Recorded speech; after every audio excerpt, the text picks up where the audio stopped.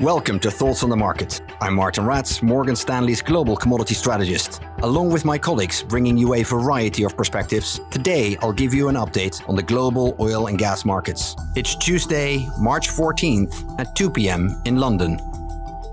Energy markets are currently confronted with an unusual situation. Usually oil and gas prices move in similar directions, but at the moment they have quite different prospects. Let's start with the global gas market. That is the gas market outside the United States, which has its own dynamic. Over the last 12 months, the center of activity in global gas has been Europe. This time last year, Europe still received close to 400 million cubic meters a day of natural gas from Russia. Over last summer, this fell by around 90% to just a trickle, causing a severe spike in European gas prices. At the time, we argued that gas prices needed to rise to drive demand destruction and attract LNG, that is, liquefied natural gas that can be transported on tankers, to Europe. Prices indeed rose. By August, European gas prices reached over 300 euros per megawatt hour. That is more than 20 times their normal level. Since then, the European gas market has seen the most dramatic turnaround. For starters, demand destruction has been far greater than expected. Warm weather has helped, but that has certainly not been the main driver. At the same time, LNG imports into Europe have risen to levels that seemed unlikely this time last year. Remarkably, European gas prices have been declining for some time already, but LNG imports just keep coming. The European gas market now faces the surprising situation that if demand stays as weak as it currently is, and LNG imports continue at the level of the last few months, inventories could fill over the summer to such an extent that Europe could run out of physical storage capacity sometime around August. In the space of a few months, the European gas market has gone from worrying about what commodity analysts call tank bottoms to now concern over tank tops.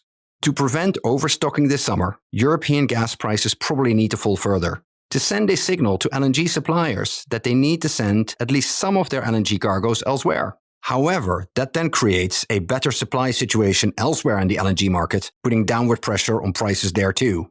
In contrast, the oil market presents a very different picture. Oil prices also gave up a large part of their gains late last year as the market worried about recession. However, even at the point when 70% of bank economists consensually forecast a recession, Brent crude oil did not fall much below $80 a barrel. At the moment, the oil market is modestly oversupplied, which is not uncommon for this time of the year. However, from here, the oil market has several tailwinds. First is another year of recovery in aviation, which is likely to drive growth in jet fuel consumption. Second is China's reopening. While there may be some concern in other markets over the impact of China's reopening, in the oil market, the indications so far have simply been positive. And finally, there is supply risk for Russia. Although oil exports from Russia have continued, a lot of this oil is piling up at sea. That cannot continue at the current pace for very long, and we would still estimate that Russian oil export will eventually come under some pressure as the year progresses. Put these factors together, and the oil market will likely come into balance in 2Q and re-enter a deficit once again in the third and the fourth quarter. Inventories are already low and likely to decline further in the second half. Spare capacity in OPEC is still very limited, and investment levels have been modest in recent years. As the oil market tightens, prices are likely to find their way higher again. In inflation-adjusted terms, the average oil price over the last 15 years is $93 a barrel. This is not a market where oil prices should be below the historic average. In fact, we'd argue the opposite. As mentioned, oil and gas prices usually move in similar directions, but so far this year, they have already diverged quite substantially. Given the current outlook, we think these trends have further to run. Global gas faces headwinds, but oil is likely to find its way higher again later this year.